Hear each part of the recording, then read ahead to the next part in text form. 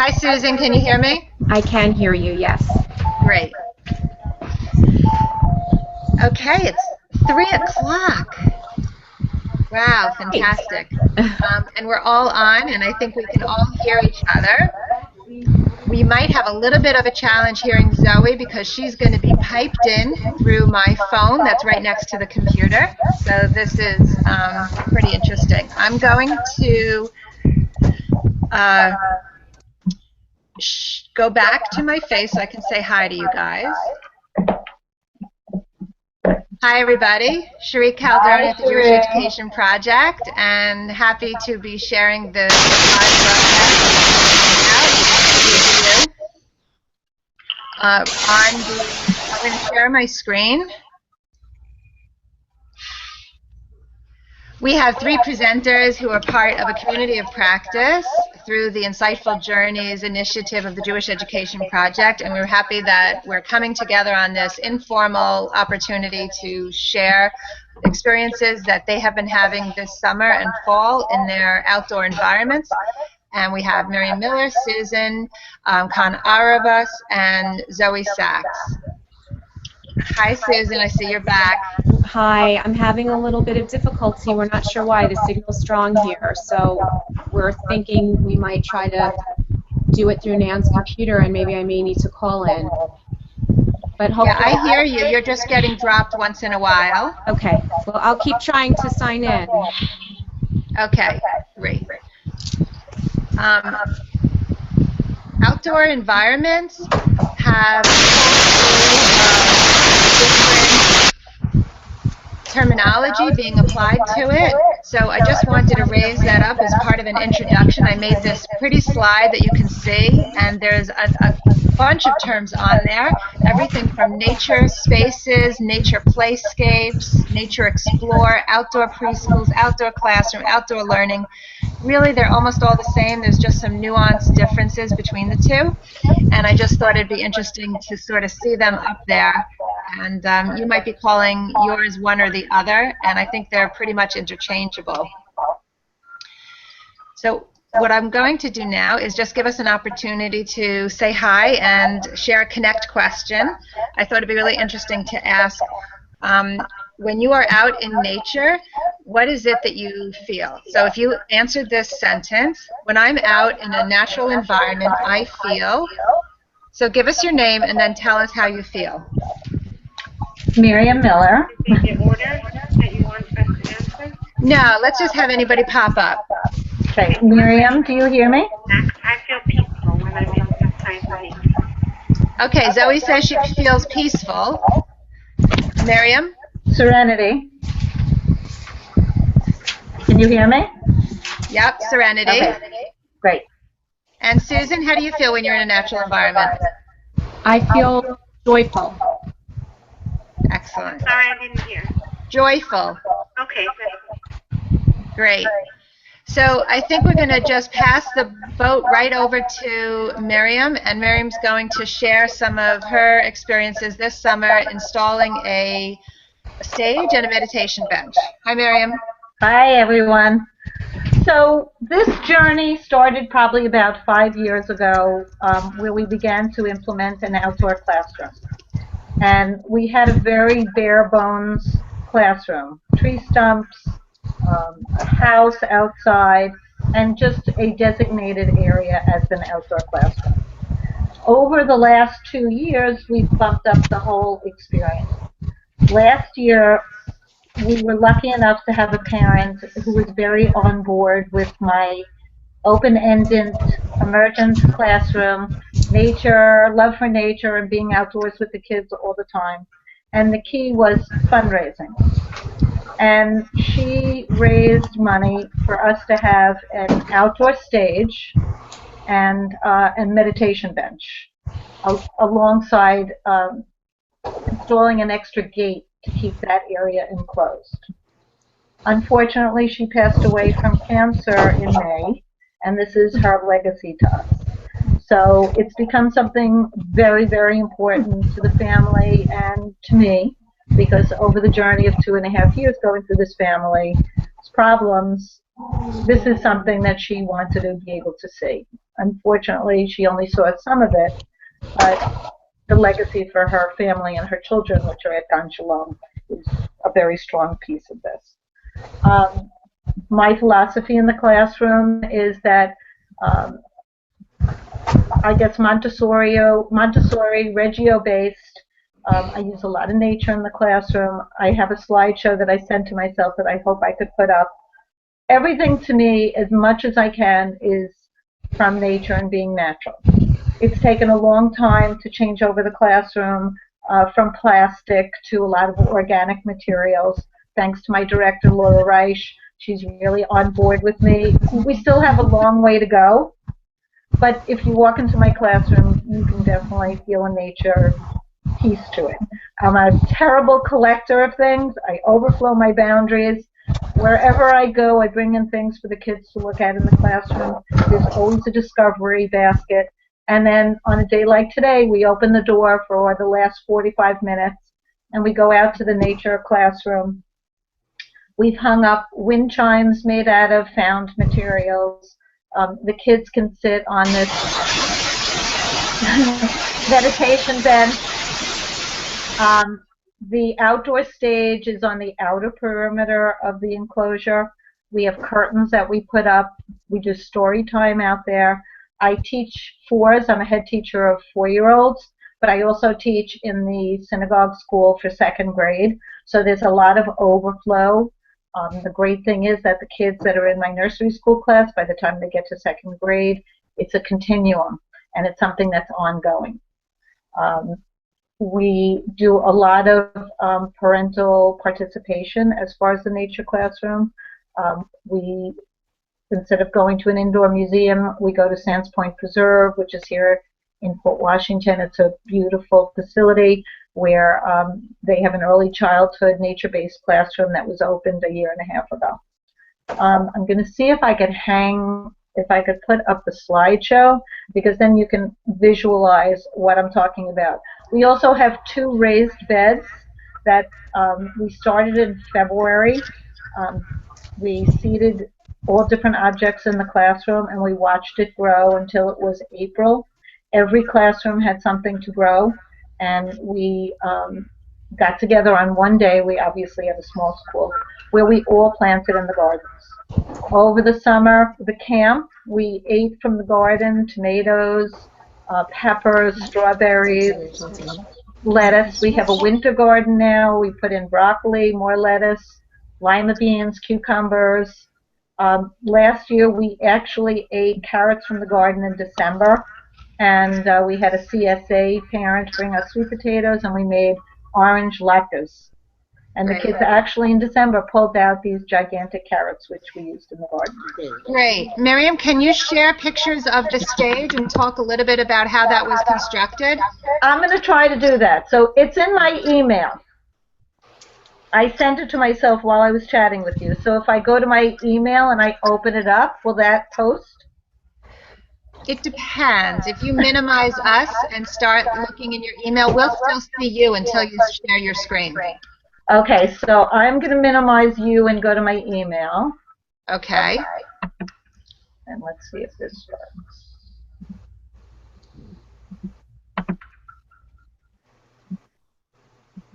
This will be truly miraculous. Zoey, have you been able to hear Miriam as she was talking?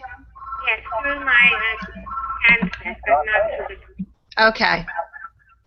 You got mail. Sorry. Okay, let's see if this works. Glad I'm not the only one. No. Okay. So I am opening this. And let's see if you get anything. Okay, she froze. Her visual froze on the screen, but that's okay. When she screen shares, hopefully it'll go back. Okay, it's downloading. Someone else may want to speak, because I guess it's a bigger file. Okay. Does anybody have any questions meanwhile? No, I really was interested in this stage and how you're using it. So we'll wait use it for that. Luckily, it's been so beautiful outside, so we use it for story time. We use it for play acting.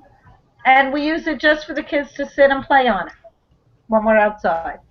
Great. And you said you had a meditation bench. Can you tell us a little bit about that? So it's a bench with a trellis to the top. And our idea was that the kids could create outdoor sculptures or wind chimes to hang on the meditation bench. And a child has the opportunity while we're outside to take a book.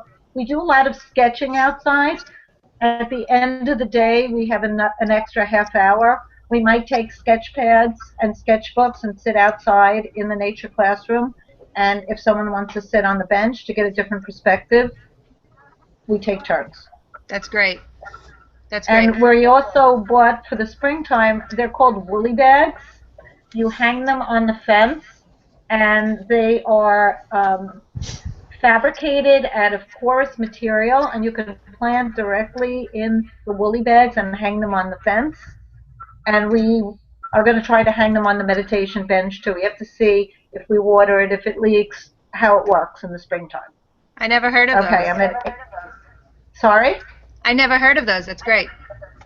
Okay, so now, let's see if I could. My pictures are up. I'll go back to you. And then hit screen share. Okay,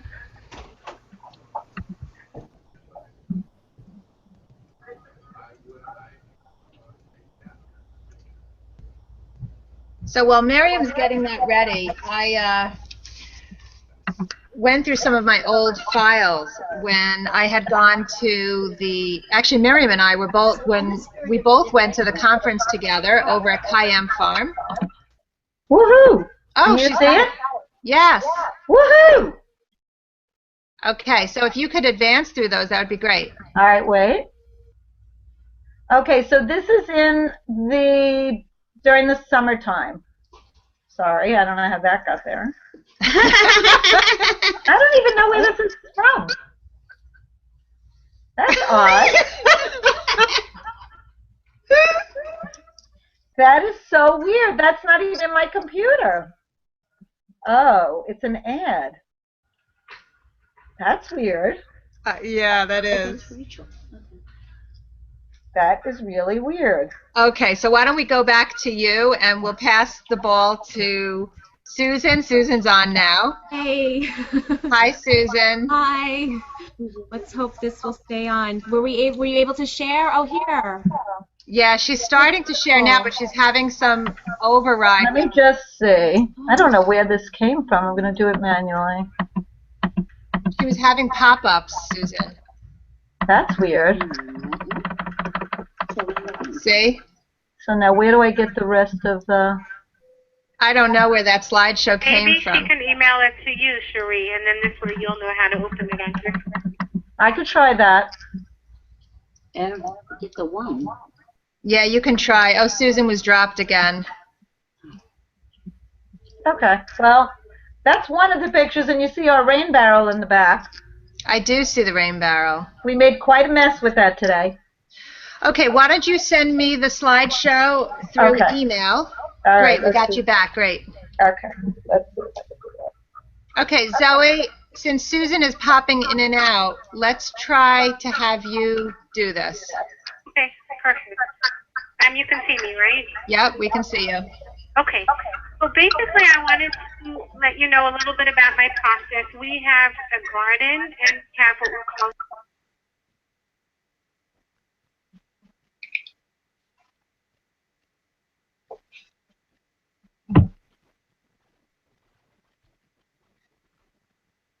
I don't hear you.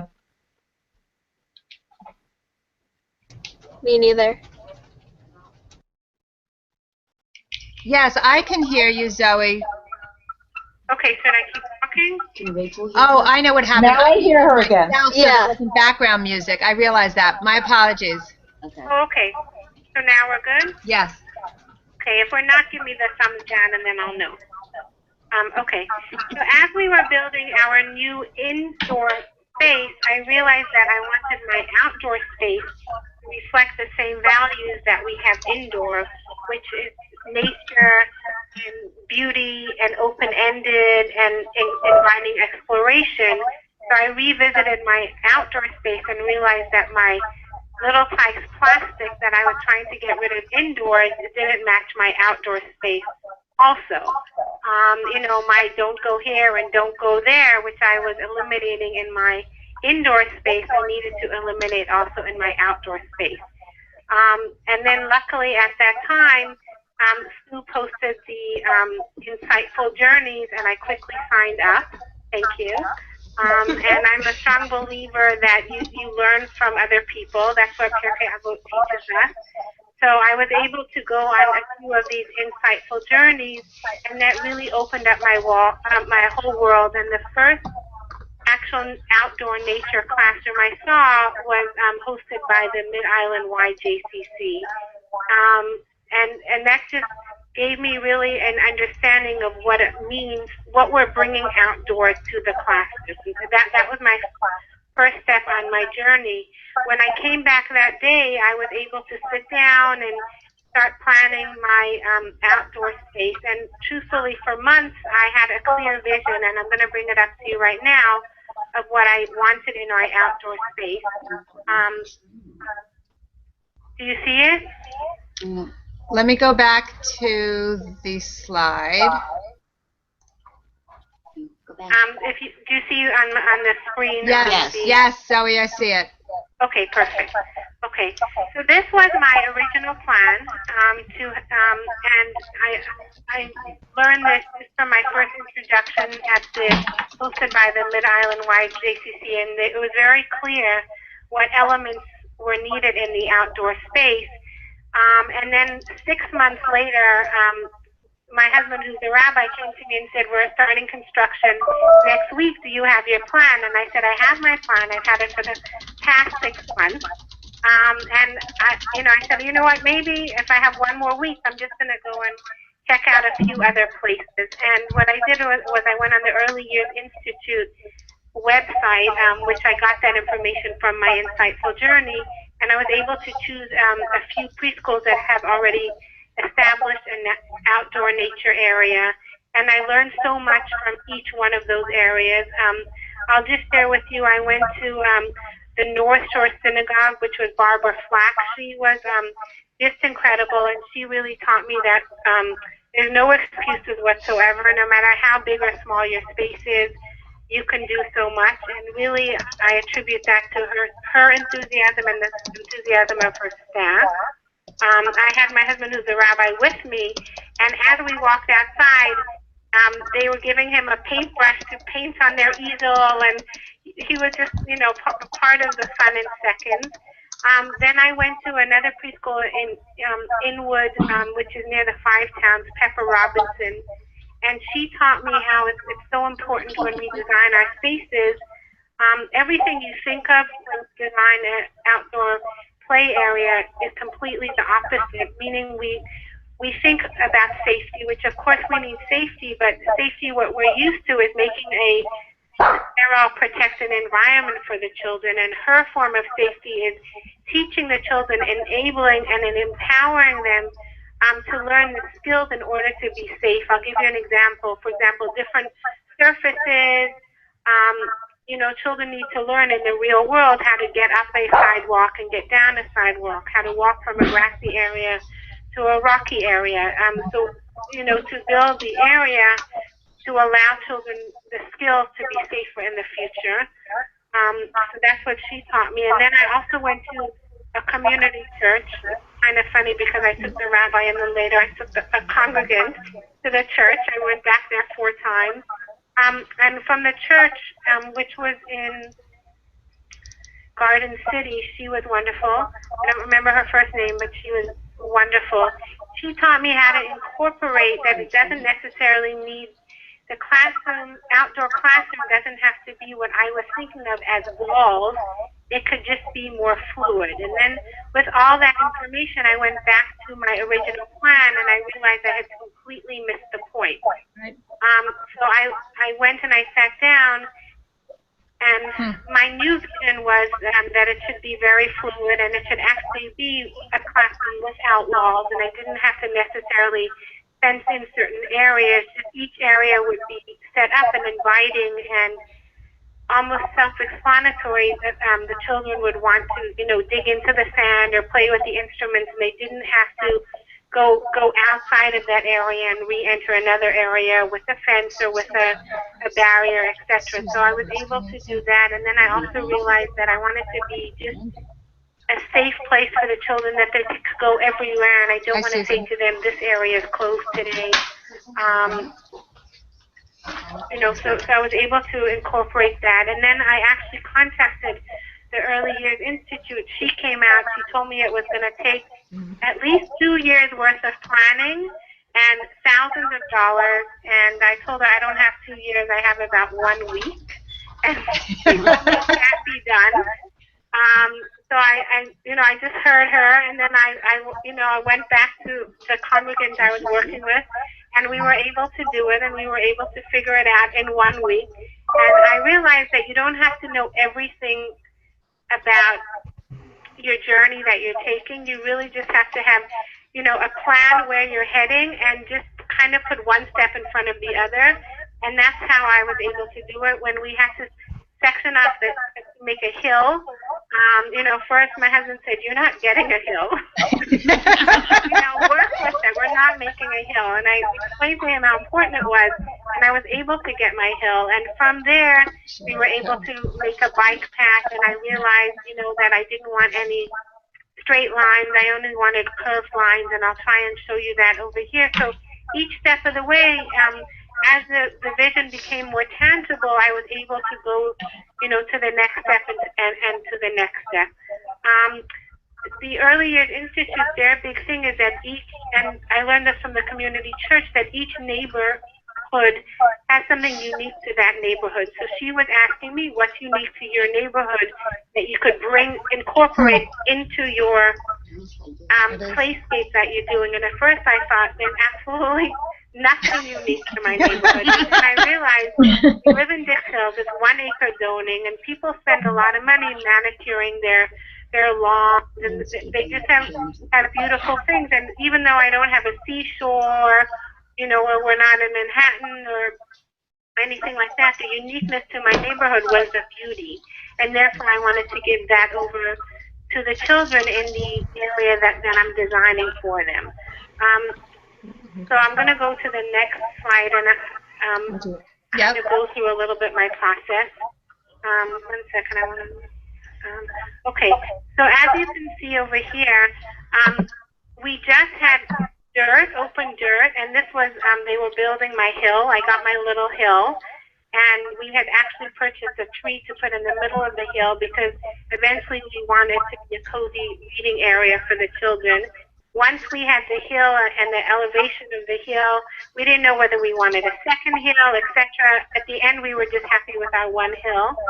You can see they're putting in a bike path, and we were very clear that we wanted it just naturally for the children to be able to go around. And I'll show you later on, we made another loop because we wanted the children to have choices, not just around and around and around the circle like a little type play set is up the steps, down the slide. I call it predictive play. I made that phrase up, but parents really understand what I mean when I say that little Pikes children are playing, but we can almost predict what's going to happen. They're going to go up the steps and down the slide, and I didn't want my outdoor area to be predictive play. So that's why we added another loop. If you can see here, these are hand prints. These are raccoon prints because in our neighborhood we have dogs and we have raccoons and we have rabbits. So those I researched on the internet and we got prints, and as we were pouring our cement, I put prints. Now, if you can see, because this is a natural area, initially I wanted the prints to be where the children can follow the prints. But then I realized that if a raccoon was really running through my area, he would not just go on the concrete in a neat line. So therefore, you can almost follow the prints, and then they end by the grass. Where the brown is, we now have grass. So it's almost like the raccoon is running around just as it naturally would, and that's how we did all of our prints.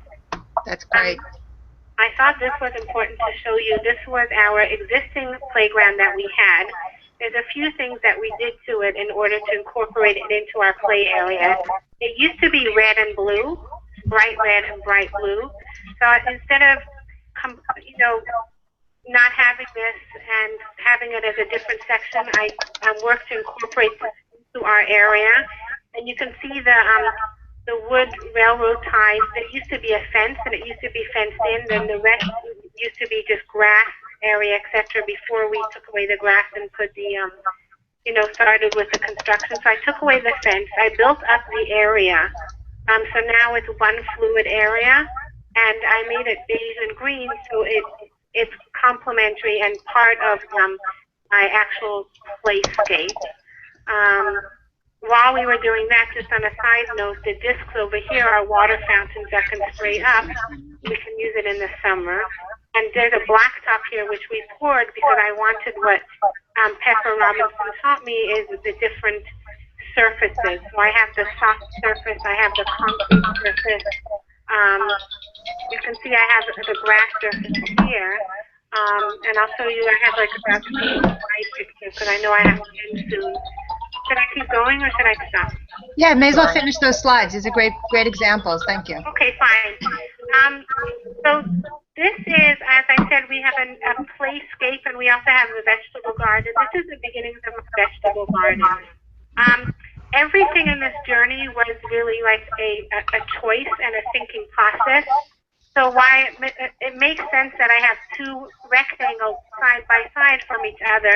That was really quite a process because I wanted the children to be able to all do it at the same time. I wanted there to be space for the children. But initially I thought I was going to do one long row. Then I thought I was going to do a U shape so the children can sit in a circle and listen. I'm very happy with what I did because we can have a few classes out there at the same time.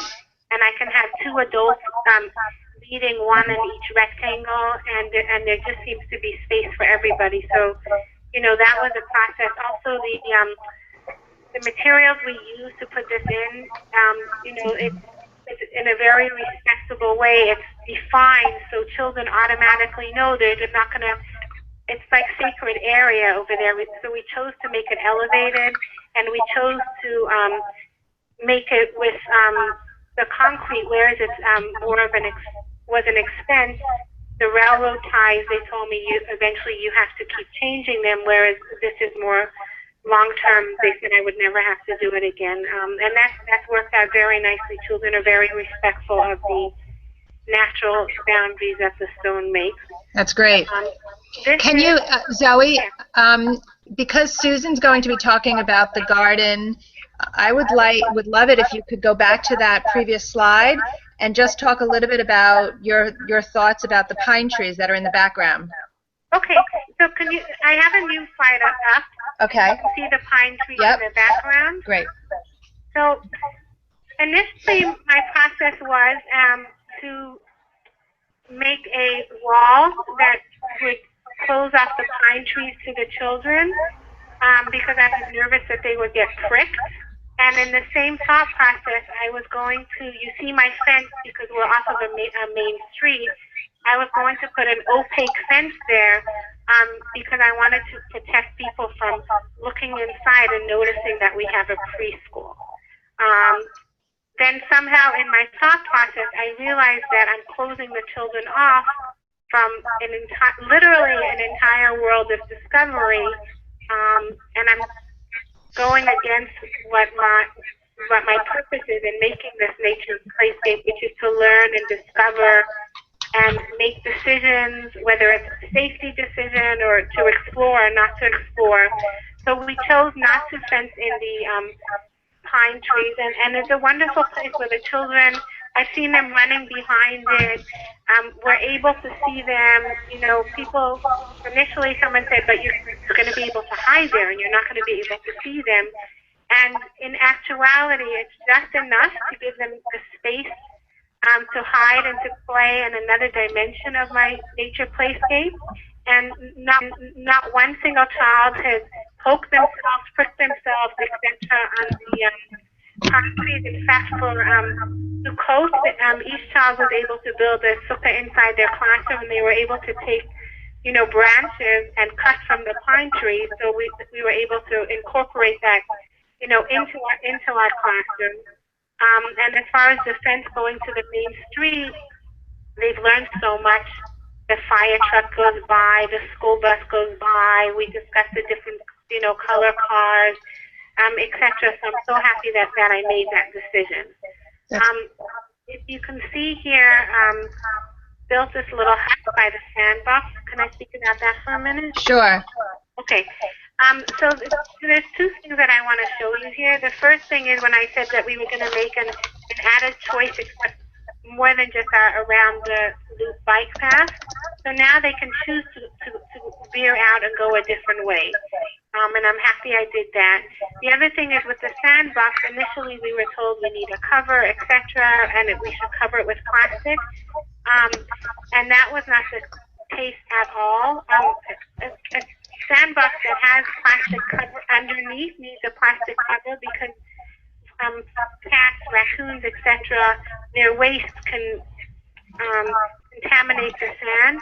But my sand, underneath the sand is just earth. So when it rains, it's almost like a natural cleanser, and it automatically cleans it out. And the sandbox is really, to me, for children. Initially, all the children run to the sandbox as I think it's more comfortable for them. There's something tangible to do there, to play in the sand. And as they get comfortable, I notice them discovering all our different centers, which might not be as, what they're accustomed to in the classroom. I think I'm going to stop. That's great. Zoey, that was so thorough. You really gave us an amazing insight into your space. Okay, great. Susan or Miriam, do you have any questions while she's transitioning out of these slides and putting herself back on? No, I don't. It looks beautiful. It's much more construct than ours is. Ours is much more organic. It's interesting, everybody's perception. It's beautiful. It is beautiful. I'm trying to put my volume up so I can hear you better, Miriam, and then I know Zoey will be able to hear you better. Can you say that again? Okay. Did you get some of the pictures I sent you, by the way? I did, and I'm going to load them up in a minute. I want Susan to be able to present, and then at the end, I'll do them. But I got them. Thank you. Good. So, Susan, do you want to try and see if you bop off? Hopefully I'll stay on for some significant period of time. I am connected through by voice, so if I break up, I'll just continue to speak to you through the phone, and hopefully you'll be able to hear me on speakerphone through Cherie's cell phone. Okay. So, I was asked to talk about bringing Judaism into our garden curriculum. And I should step back a little and say we are a nursery school that was in 2010 in the spring established a garden. Excuse me for 1 second. That garden was established in the spring of 2010, and we have been running it's a garden that is used by the whole school, but is cared for by the 4s, and now the 4s and the 5s, now that they're in the pre-K class. So I meet the 4s and the 5s periodically throughout the year to learn, to care for the garden, to do all kinds of things. And infused in our lessons always is something, many things that are based in Judaism. So I thought about what to talk about today, because so much of what we do and what we learn, we relate to Judaism. But as we're about to celebrate Sukkot, I thought what better way to highlight in terms of celebration in our garden than Sukkot. So just finished celebrating, and Cherie has some pictures. We celebrate Sukkot in the garden by, well, first the reason I said it's a perfect holiday. Susan, can I interrupt you 1 minute? Absolutely. We're hearing your voice a little bit weird, so I'm wondering if you could call me on my cell, and then you would mute your computer. Okay. Can I hang up speaking and then she could tell you on the phone? No, that's okay. My cell phone works fine, Zoe. Yeah, last number dialed. Yeah, it's the last number you dialed.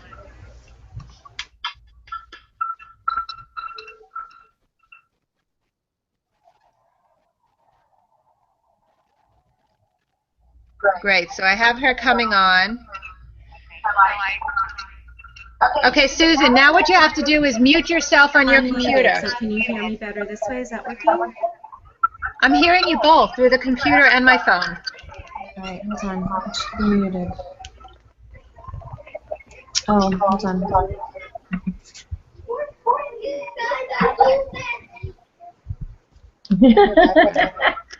Whose background? Is that you, Miriam? No? How's that? Better, yeah. I don't know. I think I still hear her through the computer. Is the microphone off? Try. Yeah, I can hear you. See if everybody else can hear. Can everybody else hear her? I think so. Okay, great, Susan. Okay, I apologize, but I can't show that the microphone is off. So anyway, Sukkot, in part, is we celebrate Sukkot. There are many other terms about celebrate harvest. And it was a great introduction for our fours and our fives who were first coming into the garden as the caretakers of the garden. So it seems this year, because it coincided with the beginning of school, the children really were introduced to the garden one day, and the next, the sukkah was built. So we celebrate by putting up a sukkah in our garden that is for the kids. So when Zoey gets the opportunity, hopefully she'll be able to put up some photos and I send to her. The sukkah is always high. First thing that these children notice is that I don't do it. It's really there. And we build the structure adults, put up the structure for them. However, they're responsible for decorating it and making it theirs. We use only organic materials in this particular sukkah, so we do not have any kinds of ornaments or anything that aren't from the earth. And so we use flowers, we use corn leaves, we use in the past gourds, pumpkins, and we tie them on the sukkah, and we use them today, each class comes out and decorate. Then once the coast begins, the kids come back out again to celebrate the sukkah. They get the chance to say blessings. They have snacks for lunch in the sukkah, and they spend a lot of time in the garden. We're fortunate enough. Oh, good, great. You can see some of the pictures. We were fortunate enough this year to have such incredible weather, so kids throughout the school really were able to enjoy it. But the biggest thing about it, I guess the two elements that I felt were incredibly important for us. One was that only organic materials be used, and I was emphatic about that because really the garden space is all about the environment and the earth, and I wanted them to know that that we can use, that the garden can be used for so many different reasons, and we have so much in the garden that can offer us in terms of beauty that we can use to decorate our sukkah. But also I wanted it to be their size. I wanted it to be theirs. And they get so excited each year when they get to run inside and be in the space, and they notice very, very quickly that it's not made for adults, just like the other Sukkot in the synagogue. So we talk about the holiday. We talk about what the holiday is all about. The kids are all hands-on. I really try not to do too much for the kids. They got to choose what they wanted to decorate with. They helped me tie. I used twine to tie things onto the sukkah. We say the blessings together. So I really involve them in it so that they really feel ownership that it's theirs. And so I think that even though they celebrate throughout the synagogue in different sukkahs, I think that there's a feeling, a different feeling for them when they come into the garden. And it's beautiful. And when we were out in the garden yesterday with the 4s and 5s and the sukkah wasn't there anymore, we were all so sad that it could no longer be with us. But it makes it that much more special that we only have it 1 week out of the year.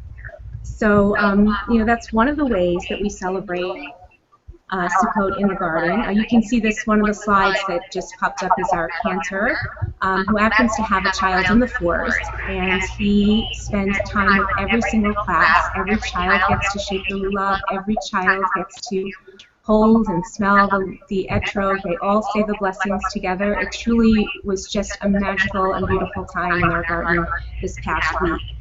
So we talk about other things as well during Sukkot. We talk about harvesting. When the kids enter the garden in the beginning of the school year, there are things growing. And I ask them, well, how did they start to grow? And usually I get answers like seeds were planted. So I ask them, well, how were the seeds planted? And I usually get a look of some empty blank stares, and I tell them that they were planted by the 4s and the 5s from last year, and that this is the gift that they left for you. And it teaches them an important lesson, I think. They learn that the children who planted the carrots knew that when they planted them, that they would not get to benefit from them. They weren't going to harvest them. They weren't going to taste them. They were leaving them there for the next group of children who were going to enjoy. And so they learn the lesson of how this really is a perpetual garden through that. And we had an incredible harvest of yellow and orange carrots this year, and the kids got to enjoy that snack in the Sukkot as well. So that's one of the other lessons that we like to emphasize during Sukkot. It's just really, I think,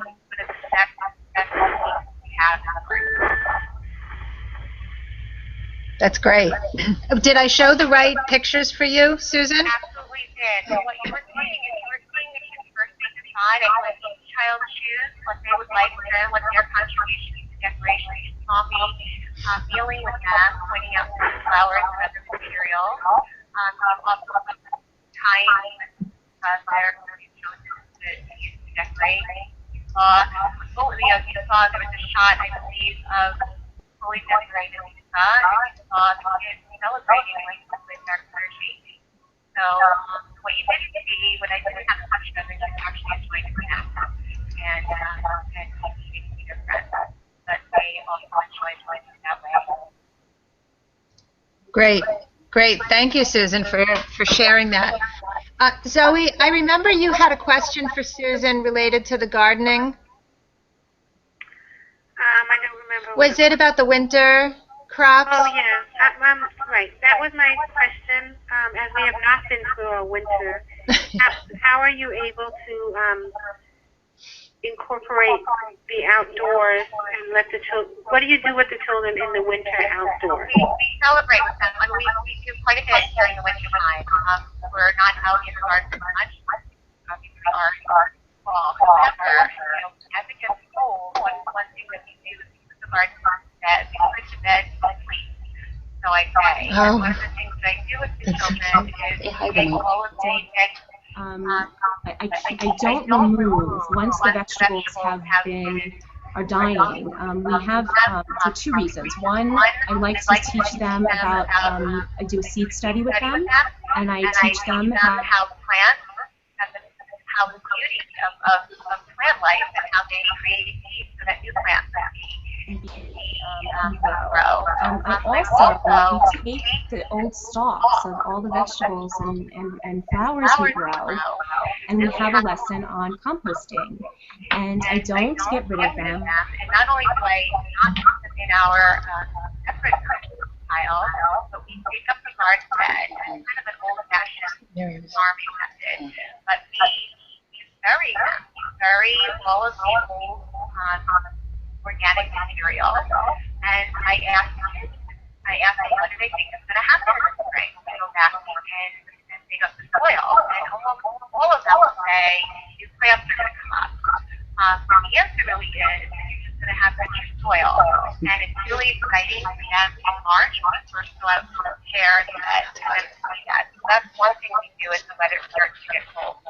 I also bring indoors, we talk about planting the garden. I bring seed catalogs, pictures, we talk about what they want to grow, we talk about things that can grow in our area, things that can't grow in our area, so I bring that type of indoor learning to the kids. And we also spend time planting herbs and taking care of plants indoors. So, indoors, okay. So we work on herbs. We talk about what an herb is. That's and nice. now I have some lavender. We're going to use some lavender. We're going to make That's great. sachets for Havdalah. Ah, fabulous. Celebrate Havdalah on Monday morning. So those are all ideas. And I should tell you, we have some great maple trees. So for the first time last winter, we tapped the trees. We'll do that again this year. So if you continue on learning even during the winter time, it's a great time because you can really focus on specific lessons. Yeah, thanks for bringing up the maple tapping. I'm getting more and more interested in that, and it seems like it's definitely a doable project, Zoe, with kids. I blogged about it on the In-site-ful Journeys blog with from Debbie Frankel. I saw that. Was that in Larchmont, right? Yes, exactly. So I don't know enough about which trees are good and the exact timing of it, but maybe we can go back to that article and see what information we can also. Susan, you probably know the best timing for it. I think we did it actually on the later side last year, kind of end of February. This year we're going to do it towards the beginning of February. Okay. And there's some great resources in terms of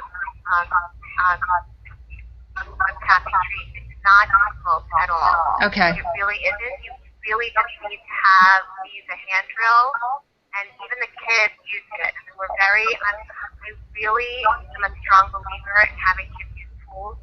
Yeah. Need supervision. But I don't use power tool. I use a hand drill. Okay. The kids to drill on each side. Use what's called a style, what you tap into the tree. We got that at the Conservation Center near us in Brazil, but I ordered those online. And you need some twine or rope and an old milk jug that you clean out.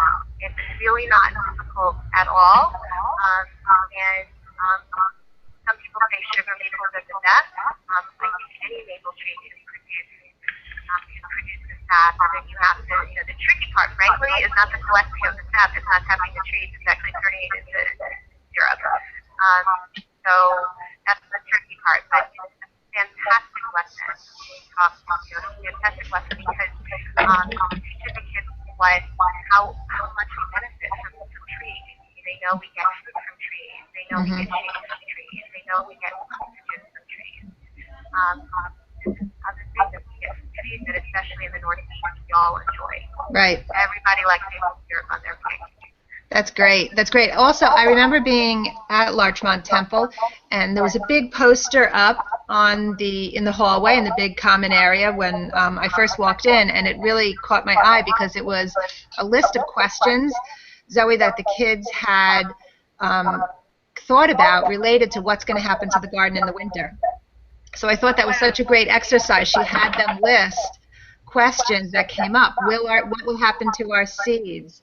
Kind of like Susan was asking the kids about the compost and the stuff that's buried in there.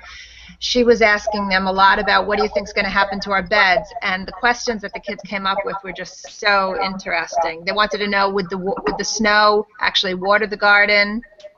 Could they measure that? Things like that. So. I love it. I love asking open-ended questions. That it really gets to show their thought process. And Yeah. Incredible ideas. Yeah, that's great. Well, I'm cognizant of the time, and I want to make sure that I show some pictures from Miriam that she sent me. So, Miriam, I'm going to turn the volume of my computer up a little bit more because that's how Zoe's able to hear you. Okay. I'm sorry that the slideshow didn't get to you because there's so many great pictures. I'm going to work on that. That's okay. I'm going to share my screen, and hopefully you'll see what I'm sharing, and you can talk to each picture. I will tell you while we're waiting that we were also involved in a program this summer called Plant a Row for the Hungry, and any extra abundance of the garden went to a food pantry locally, and we sent out a synagogue-wide email asking anyone that had a home garden to deliver their extra produce either to me or to the local food pantry. So the kids got a concept of giving to other people. That's great. So you let me know when you want me to advance the slide, okay? So this is the garden in the summer. This is the summer garden zucchini, tomatoes, peppers. There's beans in the background, so this is early summer. The kids help me water every day. We picked tomatoes. We ate them for snacks. You can go to the next one. Okay, this is a wind chime that the kids made together. We made about a dozen of them. We painted sticks that I had gotten in Fire Island. The kids brought in old bottle caps. We cut bamboo, keys, whatever we could find, and we hung them in the garden as wind chimes. You can see the house in the background. This is, Cherie, you'll remember this from our conference. Yeah. This is a musical instrument that we created from someone's old pots and pans, and an old xylophone in the back. I don't know if you can see the bird feeder. Can I ask a question about your musical instrument? Sure. I saw this idea on Pinterest. Does this make good sound? Because I'm concerned It makes great sound. that perhaps they might not make good sound. It makes good sound as long as your wood is not too wide and the wood doesn't absorb the vibrations. If it's connected in the middle and the pot is large enough to be outside the parameter of the wood, then it makes very good sound. Okay. Okay, next. We're sketching outside. You can see the easel and the Gan Shalom that the kids made. The little boy is sketching on a balancing log outside.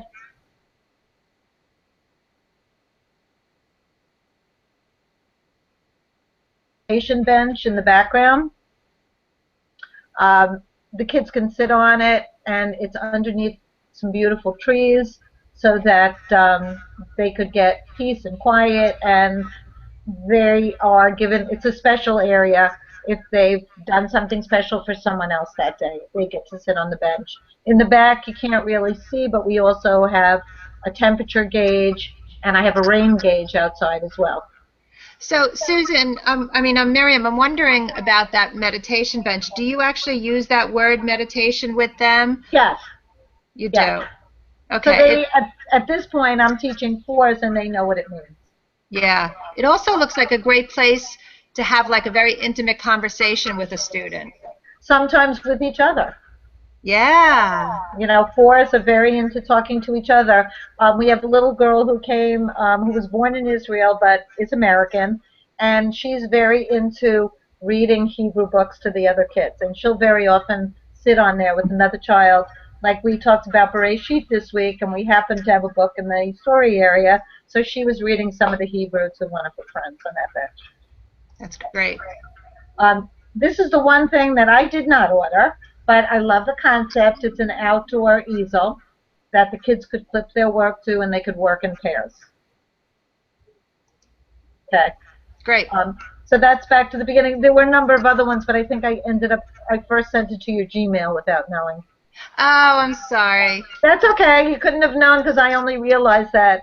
I will do a better job on doing a slideshow next time. No, that's no problem. A lot of art evolves from our garden, and we do use the garden for 12 months of the year when you're talking about winter. My parents know that in the beginning of the year I tell them that we go outside unless I'm not allowed to go outside. So we've watched the garden evolve. We have also an herb garden around outside that perimeter that we go and we use herbs to cook for Shabbat. And this year we're going to be part of a CSA for the nursery school to get different vegetables and things that we, like for instance, I had the kohlrabi today. I brought in a kohlrabi so the kids could see what it looked like, and we tasted it. So that we're going to experience these different vegetables as part of our Shabbat experience.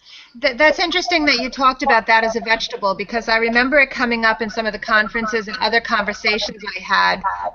People wondered whether they should plant things that kids don't typically like to taste.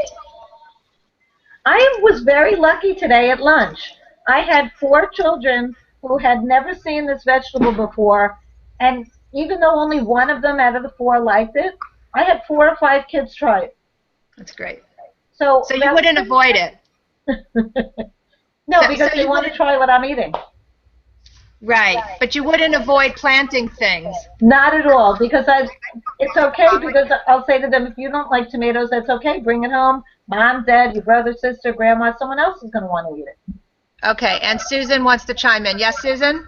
I feel very strongly. We grow things, I mean, that you could never in a million years think kids would like. We grow radishes in different colors. And kids, not all of them, but I couldn't even begin to count how many kids say they love them. Broccoli, I've had kids fight over broccoli and cauliflower, asking for seconds and thirds. Children who probably never would have eaten it off of their plate at the kitchen table. So The purple cauliflower is the key. that, I won't force them to try anything, but I do encourage it. And I find that you'll just be shocked that they try things because they grew them and they picked them themselves. They will try them. Yeah, it might be interesting also. It might be interesting to ask them what do they think it's going to taste like. Right. Yeah. We do. And we talk about, I like to grow things in different colors. I grow colors in different colors, carrots in different colors, radishes in different colors, and we make predictions as to whether or not we think they're going to taste the same or different, or how are they going to be different. So it's very interesting to see what their predictions are. Neat. Really neat. Okay, guys. Well, you guys have been so patient. I'm going to just show you a couple of slides that I put together to end this, some resources, and I'm just going to make this a little bit bigger so that I can show you. Share my screen. I lost the slide. Where is the slide?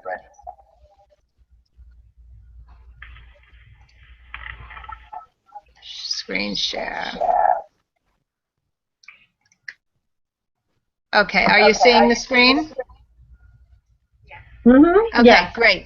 So there are so many things out there to continue to inspire you. As a group, I think it's great that we have the opportunity to talk to each other, so I encourage us to continue to do that. This was an unusual format, and we're testing it out, and we had some success with it. Susan's back on video.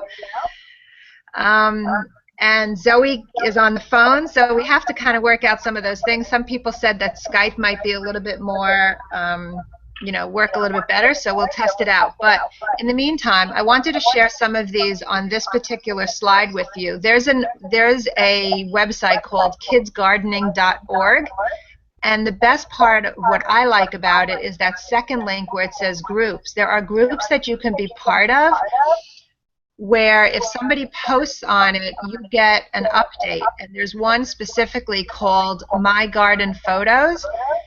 And once you join that, anytime somebody posts, and that little dialogue at the bottom, all of that text actually says, "Hello everyone, we had a great open house for our school garden on Saturday. The weather was great. A lot of my parents and the children came and enjoyed all the food samplings we made, etc., etc." So you can get some updates, and it's also a great opportunity for you to share out a little bit about your school. I mean, I think it's wonderful if we could do it on our Insightful Journeys, use that space to talk a little bit, but here's the way you can get it out to other people. Insightful Journeys is great for that internal chat and to sort of, tag other people and say, Miriam, now that we had this conversation, check out a picture of this in my garden, and you guys can talk to each other so long as you sign up. The Four Seasons School Garden is something that I found on Facebook, and they're posting a lot of updates about their garden. So you've got something that's on the web, you've got something in Facebook. I want to remind you about the Insightful Journeys WordPress, and you guys are the ones doing the work out in the field. It would be really great if you like to and enjoy typing some of that stuff up or sharing curricula. It'd be a perfect place to do that on the Insightful Journeys WordPress blog site. And that has a pretty wide audience when we do post, I have to say. Pinterest is a fabulous place. I know, Zoey, you mentioned that.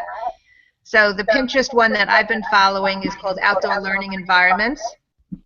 There's also a fabulous resource that Susan Remick-Topek showed me, and it's called Play-Scapes. And on there, they're constantly blogging and showing you a lot of diverse hardscapes. So I know, Susan, one time you saw a picture of like little teepees and little cuddle spots for kids. Playscapes has so many examples of those kinds of things. So I wanted to share that. And the last slide is, I can't believe I was able to hear about all of these different outdoor environment conversations that are continuing. One of them is, the next one is the one I'm having actually, and it's about becoming a certified wildlife habitat. When I read about this through the National Wildlife Federation, I was thrilled because they have this whole kit and tools that you can walk through with parents and families to investigate whether or not, where you land on a scale of whether or not you're a wildlife habitat. And I think it's a really interesting, very low barrier way to get parents involved in the conversation of stewardship in your setting. And imagine you could do a check every single year as part of one of your programs. You can walk around with a clipboard and talk to people. Let's see, do we have a hiding place for animals? Do we have a water source? So I'm going to talk a little bit about that in our next Google Hangout, and I really hope that it's more of an open opportunity to talk about ways to get parents involved in that process. I want to learn from you guys. On Sunday, October 20th and Monday, October 21st, Raya, who really started this whole thing with us over at the Mid-Island Y, is hosting several workshops. This is on a Sunday and on a Monday.